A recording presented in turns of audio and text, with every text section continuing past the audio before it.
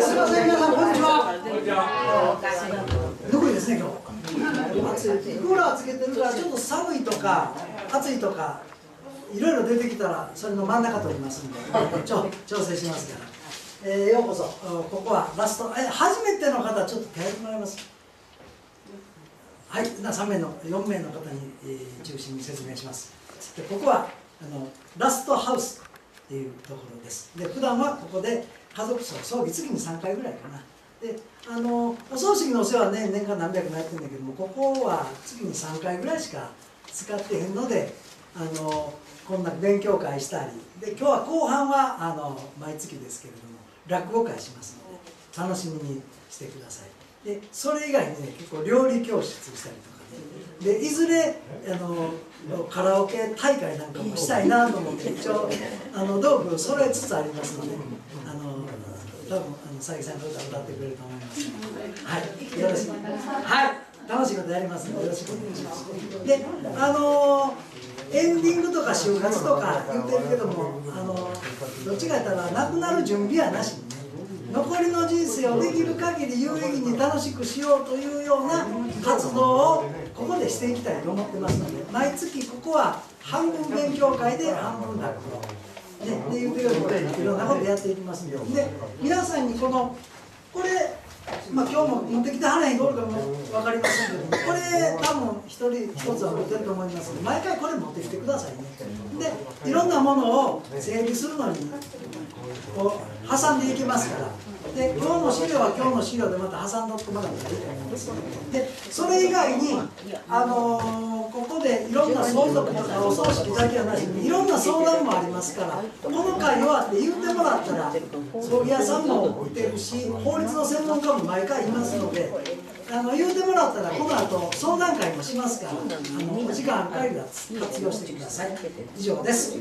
それでは、今日は、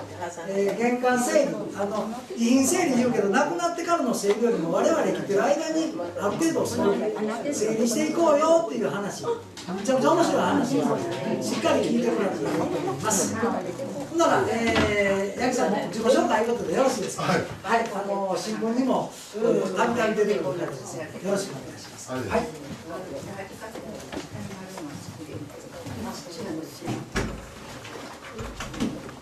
改めまして、こんにちは。みんな元気ですね。僕ここでさせてもらう2回目なんですよ。この間夜の部でさせていただいて、結構その時はプロの方がいっぱい来てもらったんですけど、今日はある意味主婦のプロの方が皆さん来てくれたと思います。で、僕実際何してるかというと、遺品整理とか生前整理といった家の片付けに特化した事業をさせていただいています。で、遺品整理で困るのは自分じゃないですよね。残された家族なんですよ。で、残された家族はどういうことで困ってるのかっていうのを結構いろいろと洗い出してみました。で、それを整理して今生きてる方によりよく生きるためにはどういうふうに片付けたらいいのか。で、また自分が亡くなった後残された遺族、お子さんとかね、お孫さん困らないためにはどういうふうな片付けをしてたらいいのか。そういったことを何か一つでもね、お気づきいただければ幸いかなと思って結構まとめてきました。で、お時間の都合上、3時までには終了させていただきたいので、中はちょっとこう走らせていただくところもあるかもしれませんけど、私もこの後残らせていただきますので、ご質問等があればお声掛けください。はい、で、お手元資料ね、今日お配りさせてもらってる分が使わないですよ、使わないですけど、新聞記事と三つ折りチラシと、あともしもの時の緊急連絡先カードという2つ、3つ、はい、ご用意させていただきました。はい、使わないです。もう全部前でご説明させていただきます。でね、もう決まったんですけど、21日の金曜日、毎日新聞の朝刊にまた取り上げていただくんですよ。はい、本当よかったら読んでください。別に毎日新聞の回し物ではないですけど。毎日新聞。はい。では行きます。早速ですけど、これ知ってます？ PPK 聞いたことあります？ああ、じゃあ、ありがとうございます。はい、理想でしょ。特に男性がよう言いますね。理想やと。はい、ただ、これもう一個してます。ボケてピンピン。ああ、この反応初めてでしょ。大体ね、今この何が言いたいかというと、2025年には認知症患者が700万人を突破すると言われております。65歳以上の5人に1人が認知症の方の時代が来るんじゃないかなっていうのが言われております。基本的にね、認知症になってしまったら、部屋って片付けれません。基本的にどんどん乱雑になっていきます。で、ましてやご高齢になって、怪我してしまって、次また同じように健康に生活できるかって言ったら結構いろいろとハテがついてきます。なので、怪我しにくい部屋を作り込むことによって、僕はここをね、よりよく生きれるんじゃないかなと思います。後でまた触れますけど、健康寿命を伸ばしていこうという話ですね。はい、今日ちょっと大きくですけど、大きな片付けと遺品整理って何するか、でご自宅の必要性、なぜ片付けないといけないのか、そして物に対して触れて、事例いくつか触れて終わりたいと思います。はい、ちょっと簡単ですけどね、僕、一般社団法人信友っていう、なんか最高で言われたんですけど、宗教者かと言われたんですけど、違う、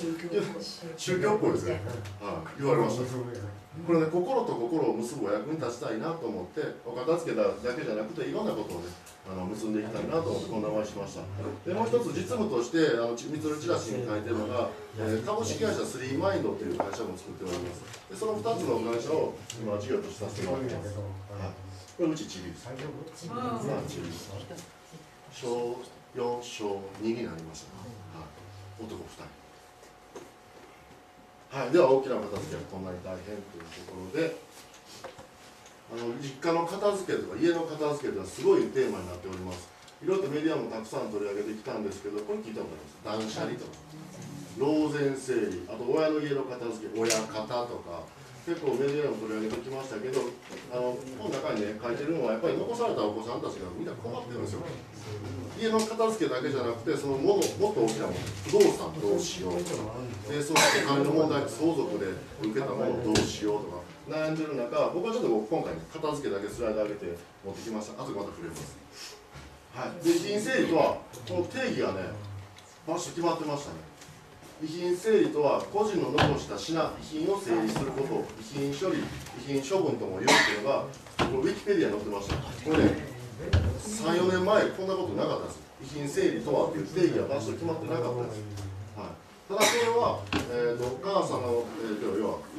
身内が全部することですよね。業者みたいに頼むんじゃなくて、残されたお子さんとかご家族がするのが、多分この遺品整理だと思います。で、我々みたいな業者がするのは、遺品整理サービスといって、また別の話になってきますので、それはまた後で触れます。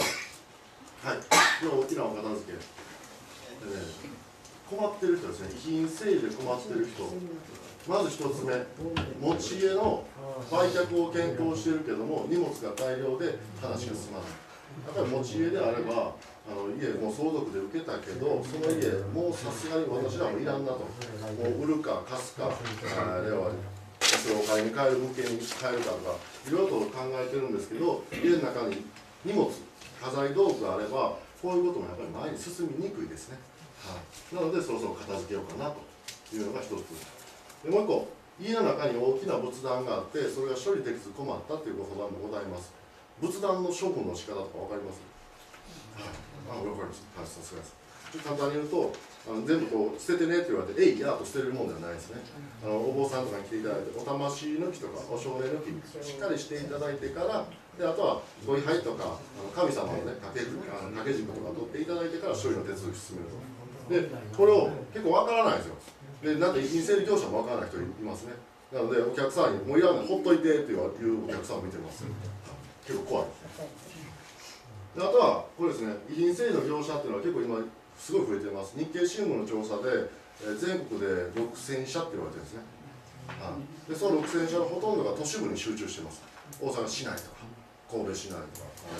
東京都内とか。で増えてるんで、この費用の相場っていうのは安定しておりません。なので、僕ができたら何社かリスト取った方がいいと思いますよっていうのをお伝えさせてもらってます。これね、僕お客さんびっくりしたんですけど、見積書いただいた10万円って書いてます。で、作業終了した後に100万円請求されて払ったっていう人いてました。あの手この手で言うてきますよ。あれが出てきたら、これちょっと難しいから1万円上げさせてもらいますねとか、そういうの積み上げして100万円にして、でもう全部家空っぽになって目的通りきれいになったから、それ100万円払ってしまったってお客さんいてました。なので、できたらこれは見積書いただいたときに、例えば何が増えたら料金上がりますか、何が減ったら料金下がりますかということは確認された方がいいと思いますね。はい、であとは医療費の処分で困った、これ結構現場で出てきます。何かというと、家で医療行為を受けてはる方、家に注射器とか注射針が出てくるんですよ。はい、でこれを処分の仕方で基本的にみんな分からないですよね。だから僕お客さんに言ったんですけど、燃えるゴミの中グッと奥に針を入れて捨てたと言ってましたけど、これダメです。はい、医療品使用済みの針っていうのは特別管理廃棄物って言って、燃えるゴミでも燃えないゴミでもないんですよ。じゃあどうしたらいいのって話ですけど、これはかかりつけであった先生に電話してください。お父ちゃん亡くなったんやけど、これどうしたらいいかなって言ったら、持ってきてってちゃんと言ってくれます。でちゃんと処理もしてくれるので、お金かかる話もないです。はい、なので隠蔽して外にどうにかして捨てようとするのはやめていただきたいですね。これね、仮にゴミ袋に入れて出した、でゴミ屋さんが掴んで針が刺さった、これも犯罪になります。はい、なので無理して処分しないようにしてください。あとはこれですね、空き家問題ですね。10年間以上空き家で埃や虫の死骸が大量で自分たちで行うには難しかったっていう方がいてます。僕一番すごかったのが20年ほったらかしの家させてもらったんですよ。タンスの上にね、これが埃積もってる。ふ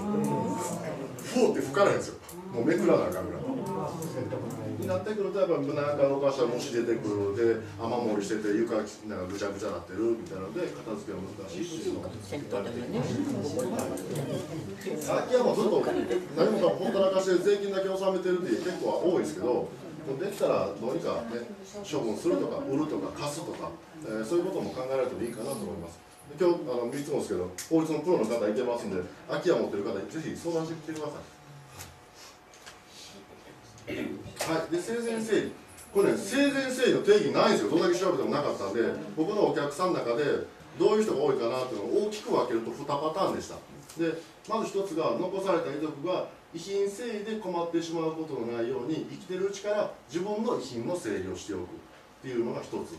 で、もう1個はご自身の今後のことを考えてよりよく生活するために無駄なものを削ぎ落とす、はい、この2パターンがお客さんとして多いかなと思いました。でイレギュラーでいうと住み替え、介護施設に移動するという人もいてますので、今の家を全部片付けて自分は介護施設に行く。でこの住み替えっていうのも荷物の量というのは全然違います。持っていける量全然違いますんでね、そこを住み落とすという方も中にはいらっしゃいます。じゃあこの生前整理で揉めてるケース、はい、揉めてます。これね、依頼者が僕らに依頼する依頼者がご本人の場合2人でやってきますよね。結構スムーズにいくんですよ。これが第三者が入ってる場合、まず揉めますね。例えばですけども、価値観違います。例えば川田の家を片付けたい娘さんとか、この人のことを介護している介護者とかに入ってくると価値観違いますよね。でましてやご夫婦であっても全然価値観違います。なのでまず現場で揉めてます。だから片付け進めてるタイミングで喧嘩になったらよく見ます。特に女性同士、お母さんもこれいらんやんかあれいらんやんかステイやとかあんたに言われたらいいねんみたいな頓挫しますわね。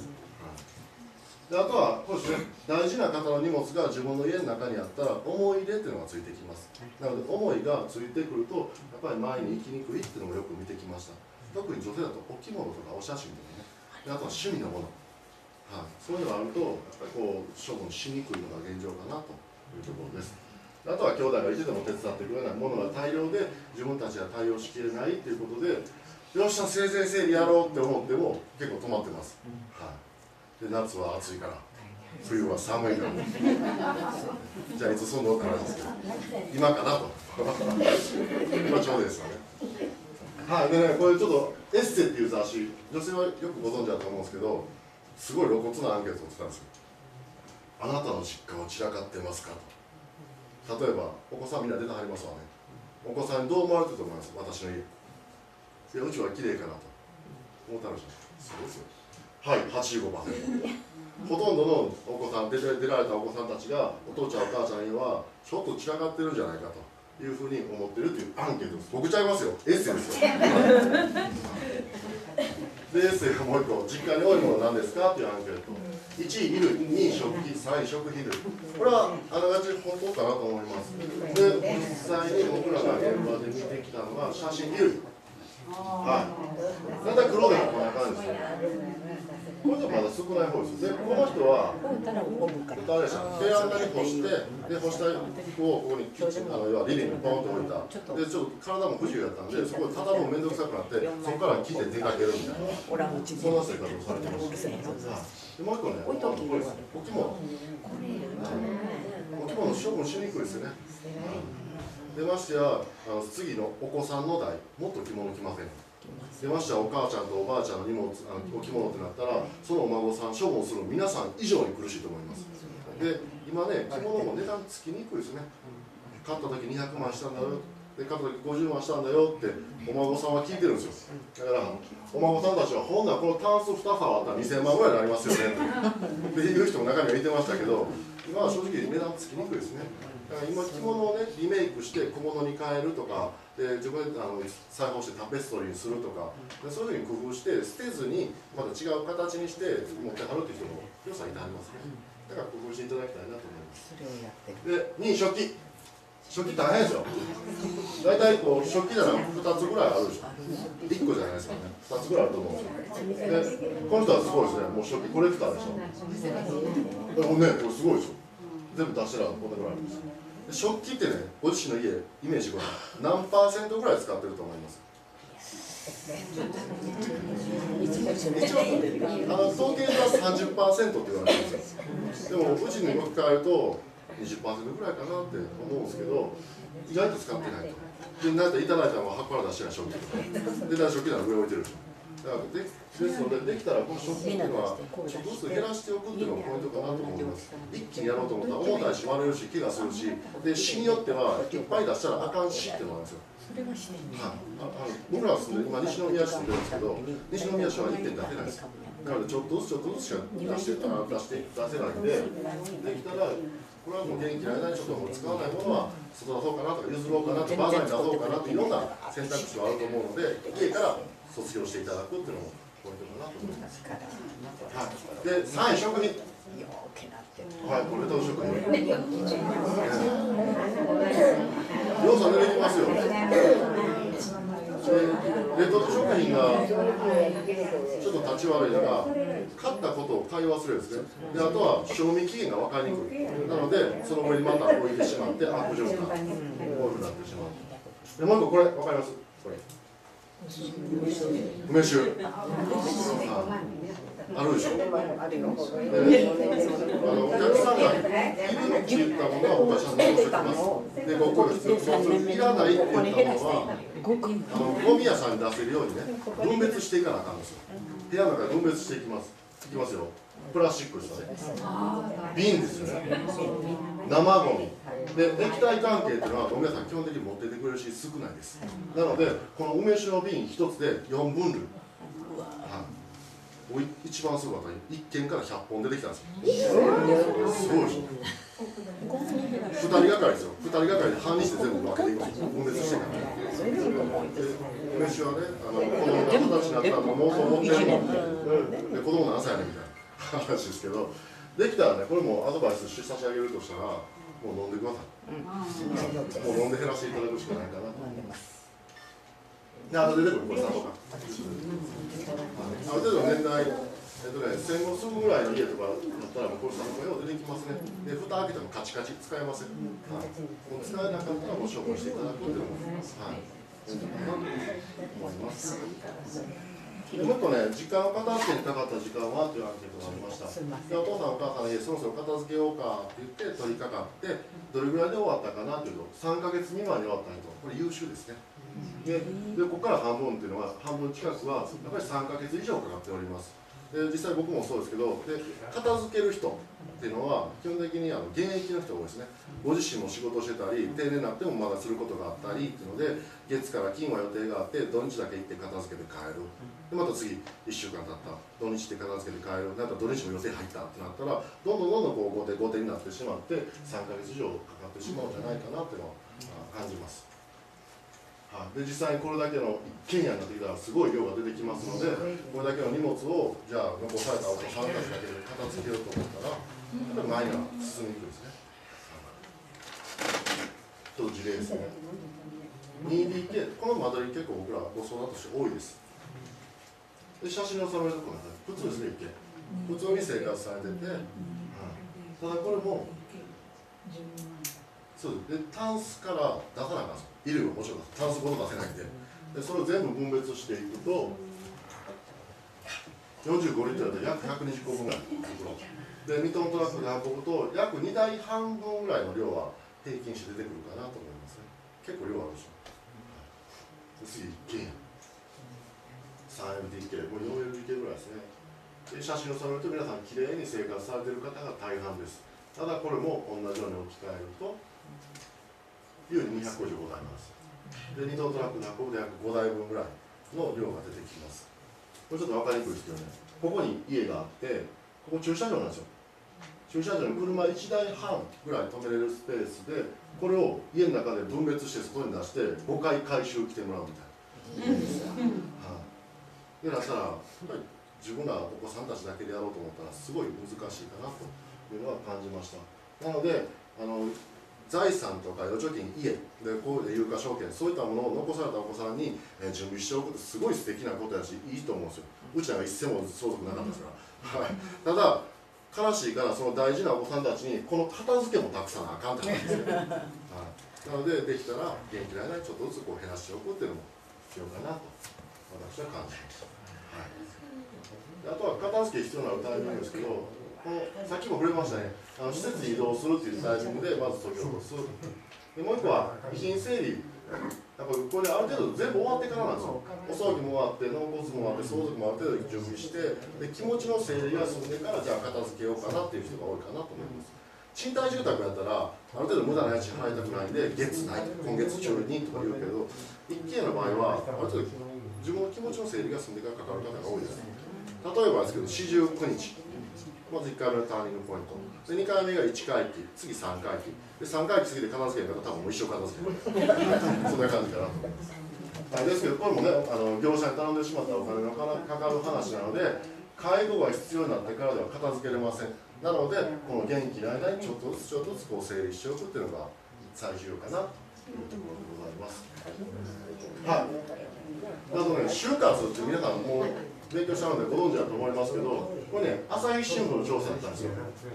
就活で取り組みたいことは、1位、身の回りの整理と処分。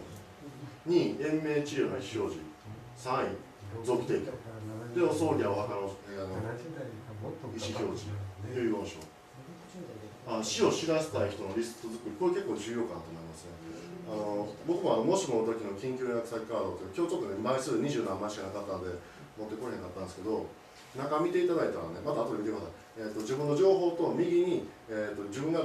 何かあった時に連絡してほしい人を2人書けるようにしました。で、この2人ということは自分のことをよく知ってる人ですよね。で、そういう人に何かあったら連絡してねっていうことを書いて、財布の中に入れてください。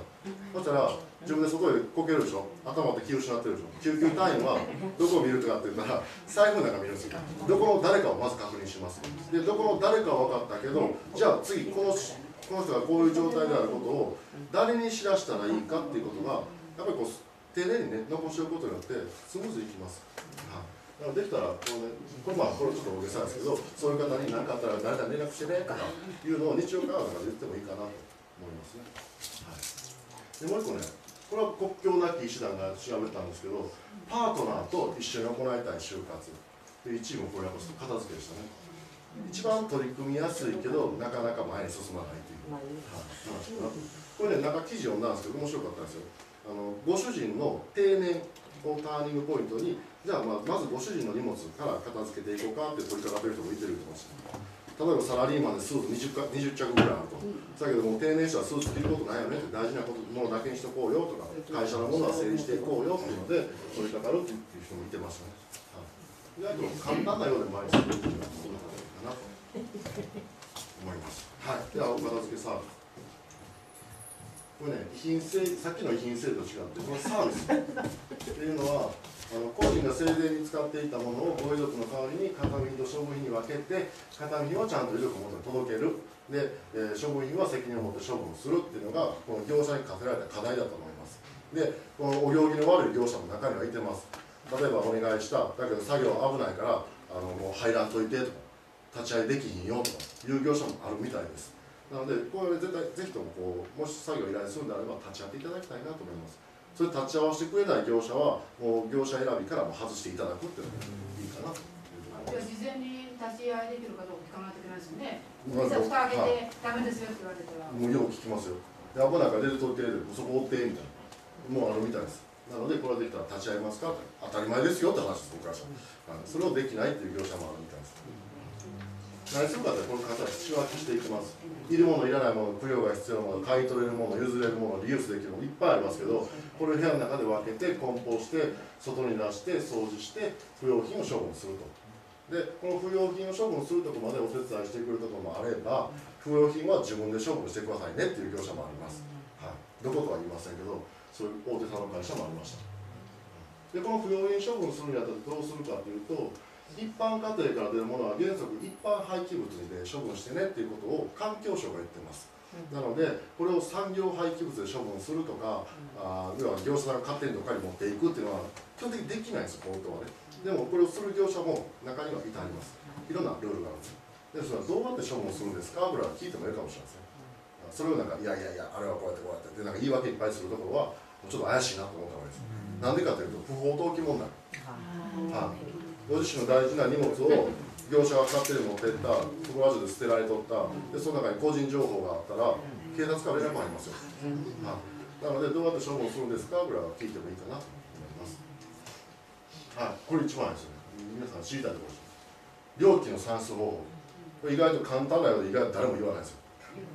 何人いるか何時間かかるかこれだけの話人件費であとはその他ものもありますよ。段ボールがいるとかトラックがいるとかありますけどある程度の人件費とあとはゴミを処分するお金これが大体の目安です。でうちでいうと、先月の平均単価が17万円やったんですね。お客さんがいただいたのが平均17万円で17万円の内訳でいうと、これで大体、9万円ぐらいでこの処分代で8万円ぐらいの内訳です。ですよこれもお金かかる話なんですよ。嫌でしょ。でこれ僕思いつきました。遺品整理の費用をかけずに行う方法これ知りたいでしょ。はい、自分で片付けるしかないもうちょっとずつ減らすしかないもうこれしかないかなというところかなと思います。であとは、さっきも言いましたけどこの見積もり悪い業者もいっぱいいてます。電話してもつながらない折り返しもない業者さんっていうのは業者選びで外してもらったじゃないと見積もりしてほしい日作業してほしい日であとはそうやそうやあれも考えとったんやといういろんな相談事も対応していただけません。なのでこの折り返しのない業者さんっていうのは外していただくのもポイントかなと思います。あとは安かろう良かろうではないかなと思いますね。安いには安い理由があると、適正価格じゃなくて破格でやってるところもいっぱいあります。あとは不法投棄問題ですね。さっきも出ましたので、こういう悪い業者もいっぱいいてますので業者選びでもし困ったらご相談いただいたらお答えさせていただきます。であとは、遺品整理メディアはよくも取り上げてるけど悪い業者も増えてきております。例えばこの記事でいうと遺品整理の現場で通帳と印鑑持ち出してお金引き下ろして捕まってます。泥棒です。もうほんまにこんだけモラルの低い業者もいてます。なのでさっきも言いましたけどできたら立ち会っていただくもうこれを整理をしようと思ったらもう関わっていただくしかないかなと思います。でそれをあやふやにするっていうのはもう悪い業者やと思った方がいいと思います。ではなぜ片付けないといけないのかっていうのはこれねちょっと簡単に触れますけど孤立死孤独死される方に言える共通点の一つがお部屋が乱雑な方が多いです。で部屋が乱雑な上にお友達がコンコンってきても開けない入れない関わらないみたいなそういう人が多いですね。であとは物屋敷これ結構多いですね。これちょっと特殊ですけどこれ分かりにくいですね。紙類なんですよ全部。ティッシュトイレットペーパーでこの人ねお尻もパンパンこの人生前整理です。本人介護施設行きました。お尻もパンパン荷物いっぱいで自分で棚作って収めてんで自慢げに言ってましたけどそこにまた収める収めてもなくなった床に置き出すで床に新聞雑誌を置く悪循環物屋敷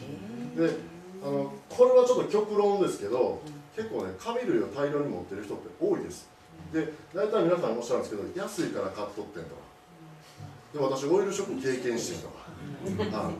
でそういう人らはこういう紙類を大量に食べ込むっていう人が多いかなと思います。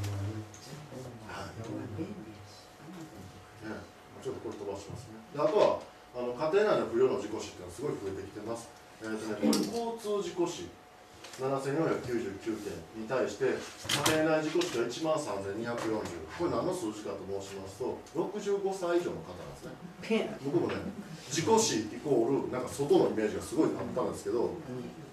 家の中でその内訳、まず黄色で窒息死、緑で溺死、赤で転倒転落死という順番です。で正直ね、僕片付け業者はね、この窒息死溺死に関しては解決できないんですけど、この転倒転落だけでも全体の 20% を占めております。結構な量ですよ。でその事例ですけど、階段でこけた、トイレかどうか出た時にこけた、こたつ布団、掃除機のコードにつまずいてこけたっていうのが一番多い事例みたいな。これは高齢者家庭内事故としては絶対これが出てきます。でちょっとね、僕は自分の現場にこれ置き換えたんですよ。でご依頼いただいた方が電話もらって今入院中で、家に行って見積もりして片付けといてって言われて家見に行く。そしたら階段にね荷物いっぱい置いてるんですよ。それ避けながら登らなあかんとかで、今日ちょっと服が床の上に落ちてる、新聞雑誌があるで、それはこんな簡単なことですよ、気づかず怪我しちゃうよねっていうところいっぱい見てきました。だから普段から綺麗であっても怪我しやすくどうしても怪我しやすくなっちゃうんですよ。でそれをわざともっと自分から怪我しやすい部屋を作り込んでる人が多いかなっていうのを実際の現場で感じました。で特に台所とか教室が一番物が多い場所ですので、滑る、つまずく危険性が高いため、普段から整理整頓、細かい配慮が必要なんじゃないかなというところでございます。あとこれしてます。平均寿命は皆さんもうご存知だと思いますね。健康寿命、これは誰の介護も手助けもなく一人で健康に暮らせることを健康寿命と言います。なので誰かサポートしていただく、サポートしてもらわないと生活できない、例えば介護認定を受けたって言ったらこの健康寿命からちょっと外れちゃうんですね。で自分のことは自分でしたいって皆さんおっしゃるんですよ。でも悲しいかな、これ引き算するでしょ。男性で言うと9年間誰かにサポートいただきながら生きていかなあかんと。女性だともうちょっと長生きするので12年間誰かにお手伝いいただきながら生活していかなあかんというところなんですよ。でさっきの話に戻ると、部屋の中、ご高齢で部屋の中でこけて頭を打ったとか足を打ったってなってしまったら、次また元の状態、健康状態で生活できるかといったら結構ハテナついてきます。入院中に認知症を加速した、退院してきた瞬間に介護が必要になったっていうのをいっぱい見てきましたので、しっかりと怪我しにくい部屋を作り込んで、僕はこの健康寿命を伸ばしていただきたいなっていうのが私の願いでございます。あんま食らわないといてくださいね。はい、であとはこれ、物に対する考え方、元気な間に整理しておく必要性、これをね、僕、玄関整理と呼んでます。ちょっと覚えてください。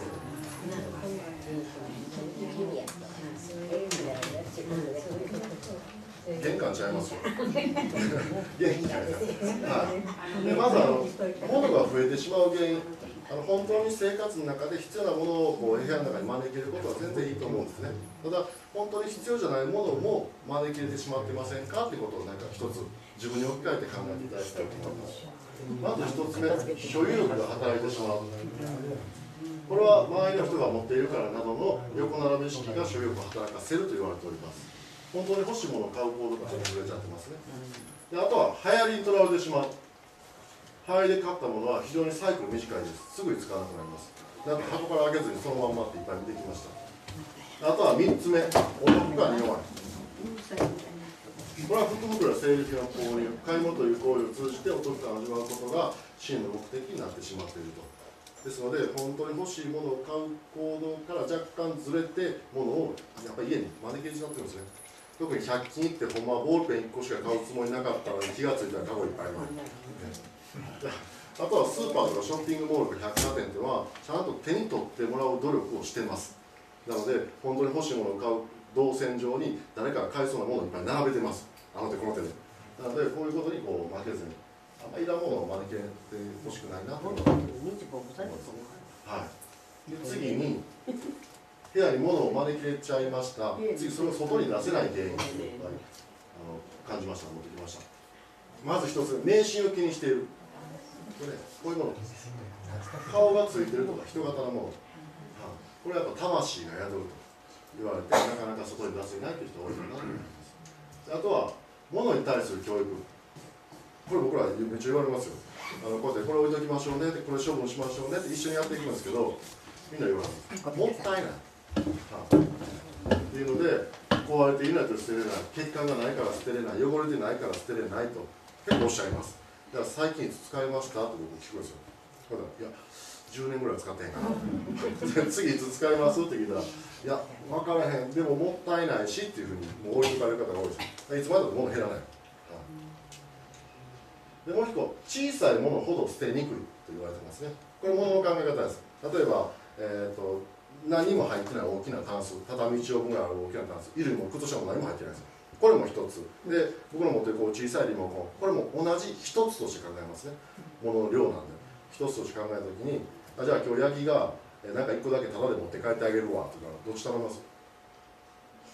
結構みんな邪魔な、大きいもの邪魔だからこれ持ってってみたいな、目障りがこれ持ってってという構想が多いですけど、小さいものは捨てにくいですね。さっきの話に戻ると、これ置いときましょうね、これ処分しましょうねって言って置いとくっていうものの中に、僕はハテナつくのがこれ、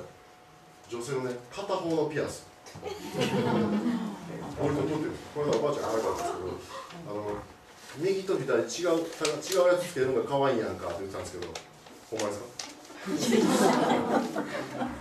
まあこれもやっぱ小さいし、でももしいらんくなったら捨てれるし、邪魔にならへんしってことを置いてるかなというところかなと思います。でもう一個、この片方の靴下、置いとくんですよ。これ男性ですよ。何使うんですかって聞いたら、何かに使えるやろと。何使うのやと思ったんですけど、まあこれも邪魔にならへんしっていう。ただしっかり大きなもの全部処分しましたよ。タンスも6本、7本処分しましたし、で小さいものは置いておく。あとは捨て方が分からない、これ最近のルールかなと思いますね。ゴミの分別ルールもどんどん厳しくなってきました。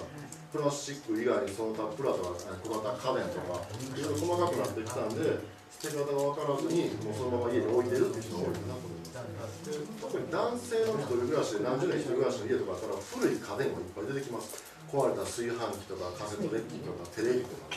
一回古いブラウン管のテレビ14インチです。昔の話ですけど、ブラウン管のテレビ10個ぐらいできましたよ。どんだけ壊すねんってね。まあでもこういう捨て方がわからないっていうのはやっぱりすごい問題として多いかなと思います。女性やったらね、これどうやって捨てたらいいと思って誰か聞けるでしょ。男性多分聞かない人多いです。であとは高価なものほど捨てにくいと言われております。ご自身で買った高価なバッグとか高価な衣装とか、であとは一切使ってない高価なティーセットっていうのもなかなかそう出さない。お金がたまに浮かんではい、では次に整理に対してちょっと触れてみたいと思います。まず適正量。これはライフスタイルに合った必要なものの量を決める、年齢に合った整理を考える、これが一番重要かなと思います。これ、例えばですけども、一人暮らしスタートした、結婚した、子供できた、この4人家族でずっと生活してると。で、次にね、子供が出てったで相方亡くなって一人暮らしになったって言っても4人分の荷物。これ結構多いですよ。なので、やっぱりご自身のタイミングで、やっぱり子供が出てったなと、で子供は何回学校にしても、もういつまでも取りに来へんなと思ったら、もう捨てるでって言ったらいいですよ。もう全部捨てるとか。であとは相方が亡くなったら、その相方の荷物を置いとく分と、処分する分としっかり分けて進めていく方がいいかなと思います。結構ね、やっぱり2LDK、3LDK に4人分の荷物で生活してるとか、たくさん見てきました。であとはね、適正量ですよ。物に必要な量。例えば女性だと靴。もう下駄箱に収まりきらないぐらいの靴いっぱい見てきましたね。であとはね、よくキッチンの天袋あるでしょ。パカって開けたら、ここに全部サランラップっていうのを見てきました。一時銀行さんくれたでしょ、ただで。全部見たら、全部なんとか銀行って書いてるんですよ。それも適正量、本当に必要なもの量なんかなってことは確認されてもいいかなと思います。あとは、使用頻度、行動動作。これは使う頻度によって置く場所を決める、動きやすい動作を考えて、安全な部屋を作るっていうのが重要かなと思います。これね、物の考え方で上、中、下っていう考え方なんですよ。で、中っていうのは目線から腰の高さ。で、上は分かります。で、下はこれですけど、上に物があって、それを取るって言ったら、何らかのリスクがありますよね。だから段に登って取ろうと思ったら、落ちて捻挫したとか、上でも食器棚の上でもあったら、下取れたと思ったら、その上にあったらフライパン落ちてきたら頭を折るとか、よくあります。で、あとは皆さん元気やからいいですけど、下っていうのは、しゃがんで直さなあかんですよ。っ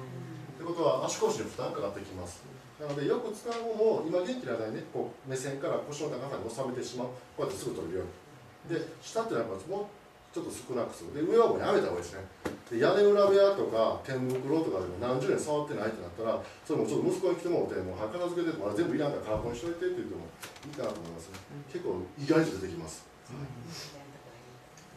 であとは定位置管理、これは位置を決めたら必ずその位置に戻すこと、意外とこう簡単なようで難しいかなと思いますね。これね、定位置管理のルールとして、僕、すごい簡単なのは、帰る場所を作ってあげるっていう話。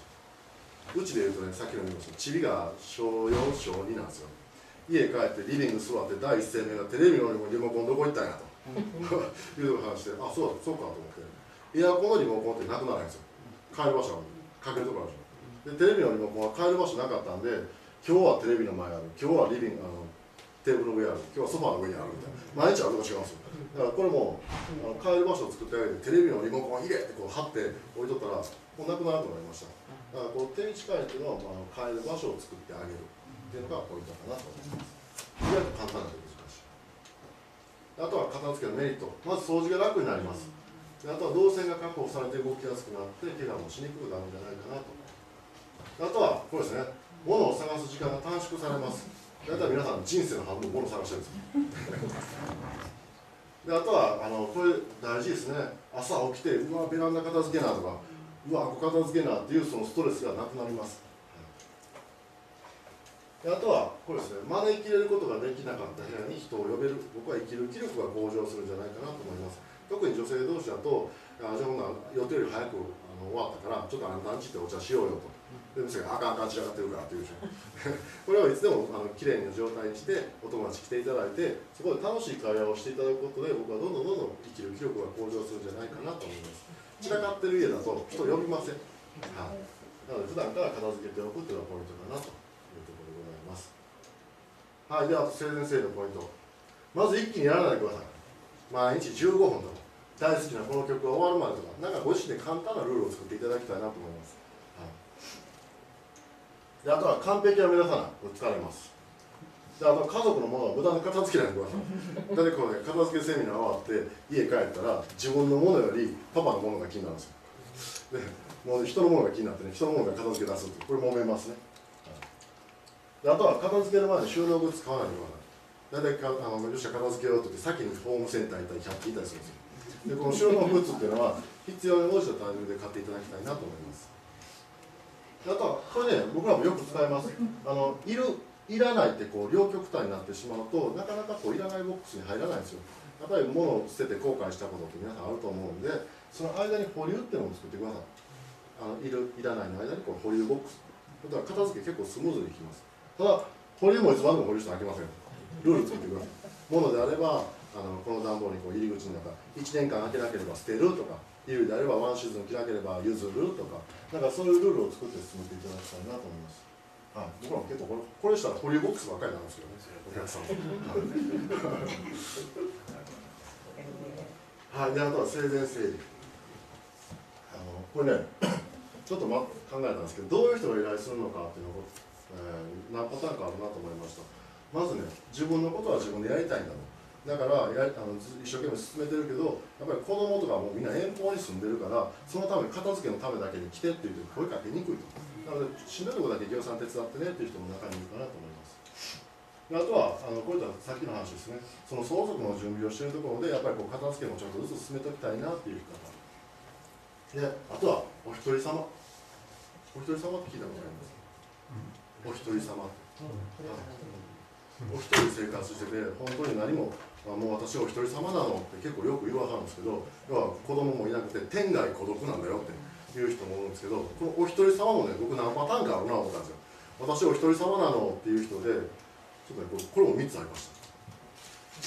本当のお一人様っていうのは、本当に天涯孤独、子供もいてない、孫もいてない、相続人もいてない、身内も誰もいてないっていう人は、本当にいろんなことを真剣に考えています。自分の持ってる家をじゃあ亡くなった後どこが買ってくれるのかとか、買取業者調べておくとか、これね、相続のゾーンでいうと死後事務委任契約っていうんですよ。今元気の間に自分が亡くなった後の事務手続きを契約しておくっていう人が結構増えてきております。これもうプロがいてるのでまた今度話聞いてください。はい、であとはお葬儀どこでするか、納骨先どうするかとか、そういうことを準備されている方がいてます。これすごい紳士ですね。僕らの片付けも盛大にご予約されます。もう一個、疑似お一人様。さっきの話戻るんです子供いてるんですよお一人様今そういう家に住んでるのが自分一人なだけでほんまは子供もいてるし孫もいてるしみんなおるんですよ身内もおるんですよだからこれお一人様とは言いませんよってまだ亡くなった後のことをちゃんとお子さんたちにいろいろ相談しとった方がいいと思いますよ勝手に全部進めた方がいいですよって話をしますでもう一個ねこれ一番立ち悪いかなと思いますパパと一緒に住んでるのに気持ちはお一人様パパ死んだ前提で話してるみたいなご主人亡くならはったんですかいやまだ生きてんねんっていう簡単に言わないでくださいねでも女性は多いかなと思いますねこの3パターン僕は経験者だからねいらっしゃるなと思いました、でそういう方たちがいろいろとご予約いただいたり片付けもご依頼いただくんですけど基本的には皆さんされてることです仕分けしていきますいるものいらないもの処分するものを分けているものはちゃんと収めて掃除してでいらないものはさっきのゴミのルールにのっとって分けて出して処分してもらいますでそういう中で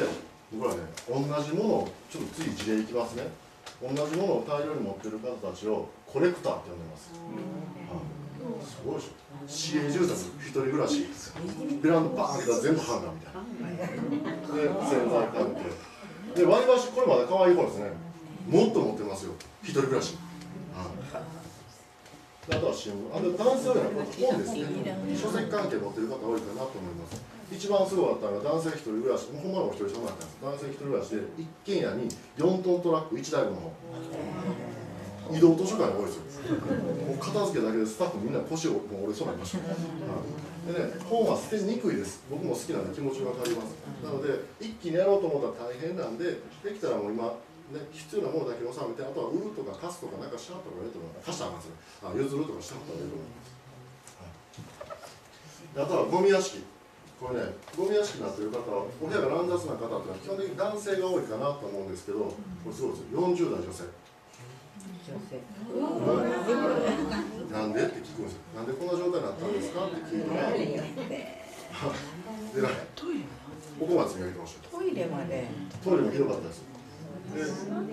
でって聞いたら彼氏に振られたのでもやけくそなって気がついたらこんな状態になってしまっ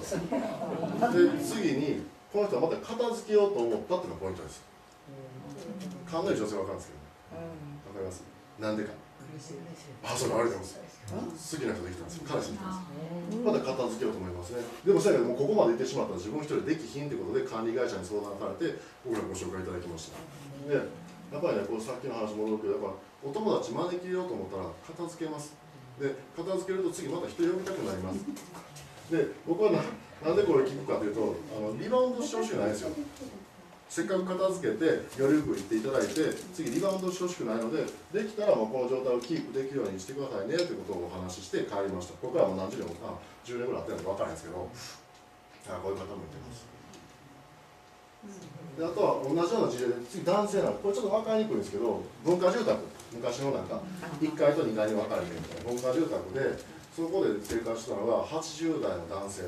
で僕が行ったのは病院のベッドの上相談行ったのはでなんでかというと部屋の中でこけて頭を打って足を折って入院でご高齢ですよ87ぐらいだったんですかね一人暮らしで頭を折って気失ってるでしょ足折ってるでしょ亡くなっててもおかしいんですよねですけどこの人は病院のベッドの上に1個できたんですよこれすごいなと思ったのがこの文化アパートの前にこう花壇があって毎日決まった時間に水やりしてたんですよでそれを近所の人が「あれおじいちゃん今日水やりしてへんやんか」ってことで気にかけてくれてコンコンで早期発見、なので高齢になればなるほどですけども毎日同じ行動をするで自分のことを気にかけてくれる人がそばにいてるっていうのはこの孤独死孤立死を防ぐ行動の一つだなと学ばせていただきました、今遠くの身内より近くの他人ですねお友達同士でいろいろと情報共有するのがいいかなというところでございます。ちょっと同じような事例やってまします。あとは介護施設のお手伝いというのをやらせてもらってます。これで女性の一人暮らしで息子さんももちろんいてます。ただ息子さんが、海外から何かやったんで自分が施設を選んで自分の荷物片付けて行こうと思ったけど荷物の片付けはもうしんどすぎて無理だということで声かけしてもらいました。これ 1LDK ぐらいの間取りでほんまやったら僕らこれ見えてる量やったら1時間2時間経ったら十分終わりますけど施設に持っていくものも一緒に選んで一緒にこう分けてお手伝いさせてもらったんですよで介護施設っていうの広さは大体こんなもんですねピンからキリまでありますけど大体平均して20平米前後ぐらいなんですよそんなにいっぱいに持っていけないですで今すごいですよ家具も備え付けのところが多いですなので自分の持っていける荷物っていうのがみかん箱10箱分ぐらい、今ご自身の生きてる生活してる荷物をみかん箱10箱に収めれます。僕も嫁はんだけ突っ込みたいなと思うんですけどまだ意外と持っていけないです。でそれなりに覚悟を入れます。なのでまだねそれを死ぬまで持っておきたいものっていうのも元気な間に決めるといいかなと思いますね。アルバムを収めておくとかコンパクトにしておくとかそういう工夫はされた方がいいかなと思います。あとはいろんな仕事させてもらってるんですけど、これね結構乱雑なんですけど、これも認知症の方在宅でそういう介護を受けていこうと思ってケアマネさんが現地見に行ったらもう排泄物まみれ、なのでヘルパーさんが働ける環境を作ってくださいっていうご依頼です。でもうキッチンなんか家事を起こしました。もう使えません。でそこら中排泄物まみれなんで、それ全部きれいにしてヘルパーさんが働ける環境を作って帰りました。こういうご依頼もあります。でもこれも捨てた方がいいですよって言いましたけどね、危ないです。あとは消臭消毒とか、そういったお魂抜き、お寺さんとのお付き合いないという方も多いので、こういう時はご紹介させていただきますよっていう話します。これをほっといてくれっていうお客さんもいてますけど、僕はそれは絶対にいけない。ちゃんとお魂抜きしてくださいねってご説明します。はい、であとは業者選ぶポイントとして、こういった廃棄物の知識知ってますかとか、その業者はちゃんと実績ありますか。で買い取りってなったら、この古物商って許可がいるんですよ。また別の許可、ちゃんとした免許がいるんですね。でこの免許持ってますかとか、あとは電話対応ちゃんとしてますか。僕めっちゃ電話したんですよ、いっぱいいろんな金星屋に。はいっていうところありますよ。でだから電話しても折り返しもないところもありますし、はいってなんやねんみたいなのもありました。であとは整理仕分け、ちゃんと丁寧に対応してくれますか。いるものはこういうのあるんだけど、要はちゃんと残してくれますかって。例えばへそくりとかいっぱいあると思うんですけど、そういうのも探してもらえますかとか、でできたらちゃんと返してくれますかっていちいち言わんでいいんですけど、ちょっと聞いた方がいいかなと思いますね。いやもう危ないから出て取ってくれっていう業者もあるぐらいなんで。であとはこういった作業終わった後の相談にも対応していただけますかっていうのもいいと思いますね。作業終わってお付き合い終わりではなくて、作業終わった後も、例えば今度こういうのを考えてるけど手伝ってくれるかなとか、相続で困ってるけどどうしようかなとか、難しい書類でできてるのどうしようとか、そういうのに対応してくれる業者さんっていうのもいいかなと思います。はい、であとは現場に残されたもの、遺品整理のステージだと紙類が多いですね。タオルとか、はい、新聞で大型家具。家具は今の新しいマンションとかだったら備え付けなんであんま家具ないんですよ。うちのマンションも家具ほとんどないです。ただやっぱり昔は収納スペースがないんでタンスがもう1軒から平均して3本から7本ぐらいできますね。で替え置きのシャンプーリンスで一番困るのこの子たち、ワンちゃん猫ちゃん、個人からすると家族同然だけど遺族からすると連れて帰れないっていうのを見てきました。でこの子たちはね、里親探ししてくれる団体とか NPO とか、今動物連鎖も里親探してくれるんですよ。だからまだいいです。もうちょっと困るこの子たち。小動物。もう行くとこない。めっちゃ調べました、僕いっぱい調べて。ペットショップも電話したんですけど、どこもないからって言って、うち1回事務所にハムスター7匹いましたよ。でもこれもね、遺族は持って帰らない、無理や無理や、もう捨てといてくれっていう人がいました。なので、もしね、こういう命をね、関わる方いたら、自分が何かあったら面倒見てねっていう人を決めておく、託す相手を決めておくっていうのも立派な就活なんじゃないかなと思います。はい、僕は学んだこと、感じたことですけど、やっぱりせいぜい物を減らして、もっと広々と、そしてのびのびと生活していただきたいなと思います。であとはいただいた高級品も日常生活に使ってこそのものですね。さっきも言いましたけど、超高いティーセット。スペシャルデーに使うのいつみたいな普段使いしてください。であとは最後は身一つでいくしかございません。これ僕感じたらこれ何体験棺なんか入ったことあります？ないですか？僕じゃあ先輩ですよ。僕40回ぐらい入りました。入って意外と何も持っていけないですよ。ほんまに僕らのサイズだったらもうほんまキチキチです。考えたんですけど、僕ゴルフセットも入らないでしょ。で自分の趣味のものも入らないでしょ。意外と誰も持っていけへんなと思います。あとは最後は日々の心がけと意思表示。ちゃんと命と同様に大切なことは元気な間に行方を決めておく。これが重要かなと思います。なんでかっていうと伝えてないと相続に全部捨てます。間違いなく捨てます。間違いなく捨てました。ですよね。僕も捨てました。だからご自身が信仰された宗教、これ大事ですね。捨ててない、これね、一回ね、その宗教さんのところ捨ててしまったんですよ。ご遺族がいらんって言うから、僕はご遺族の意向を聞きながら捨てたら、そこから後からその近所の要は一人担当の人が来て、もうすごい僕規制上げてましたよ。あれは捨てたらあかんのねみたいな。で遺族めっちゃ責められてました。なので、ご自身しか信仰された宗教をお持ちの方、ちゃんとお子さんとかお孫さんに伝えてください。私が死んだら誰々に電話してね、引き取ってもらってね。であとは趣味のもの、これ男性多いですね。これ一緒に住んでる奥さんからしたら、パパが大事なもの、ただのゴミですから、価値分かるのは自分だけ。で、そういうこともしっかり伝えてください。であとはペットちゃん。であとはパソコンデータ関係、最近質問多いですよ。今度ね、僕5月にデジタル遺品っていうテーマで取材受けてるんですよ。週刊アスキーっていうんですよ。なので、今ね、ご高齢者の方もスマホとか使い出しましたよね。高齢者スマホとか。うちの母も持ってますけど、そういったことも全部含めて、パソコンデータ、携帯関係っていうのは、パスワードとか、ログインする ID とか、インターネット上でしか、インターネット上でお金払う仕組み持ってる人、止めてください。じゃない、止め方をちゃんと伝えてください。じゃないと一生お金ちゃいちゃいに取られていきます。貯金あるから。であとは必要書類関係、これね、ぜひちょっと僕も皆さんにしてほしいなと思います。うち母親もしてもらいました。みんなバラバラに置くんですよ。土地の証券はここ、で通帳はここ、印鑑はここ、全部バラバラで置くんで、今、元気な間にね、自分も元気やから、自分の貯金が何本あるのって言いにくいと思うんですけど、そこまで言わないんですよ。何かあったら、この引き出し開けてねぐらいのことはお伝えしてもいいかなと思います。うち母親ちょっと一個まとめてもらいました。まだ開けてないですけど、今度開けようかな。はい、であとは陰性誰が行うのとかでも生前に予約されるかと思います。あとは片付けたいけど自分で行うのは難しいって、これね、片付け自分で無理してやろうと思って怪我したら本末転倒なんで、もうしんどいところだけ業者に手伝ってもらっていいと思います。今、便利屋さんもね、いっぱい増えてきましたし、いい業者さんもいっぱいいてます。なので、何もやってくれますで、こういう作業なんですけどって言って、いいよっていうところにお願いしたらいいと思いますね。あとは、これですね、この元気な間に整理しておくっていうのが重要だと思います。これも全て亡くなった後でも僕らみたいな業者に任せてしまったらお金のかかる話です。なので、元気な間にちょっとずつ物を減らしておく、意思表示しておく、残されたお子さん困らないようにしておくっていうのが重要かなと思います。で、一気にやろうと思ってもしんどいです。だから、せっかくなんで、今日家帰ったら家の中見渡してみてください。パンパンのペン立てとかね。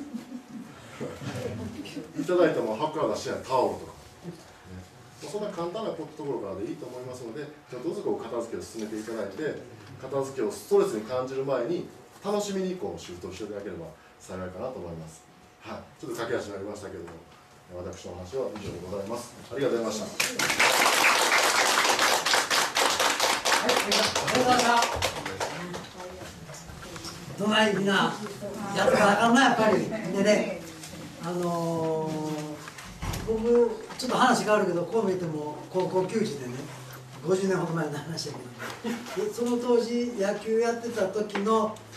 ピッチャーが僕の友達が死によってね、友達死んだらきついね。でこの話にちょっと戻るけれども、Facebook で SNS でやり取りしてて、でその間っていう男なんだけども、彼の Facebook がまだ残ってんのね、本人死んだら。だからそんな問題もこれから出てくるなって言って、だからやっぱりそういう通信とか今日出てたような話はやっぱり親しい人に自分のパスワードなり大事なもので、もともとうち仏壇屋やって、仏壇でもみんな大事なもの、おばあちゃんおじいちゃん仏壇にしまうねんね。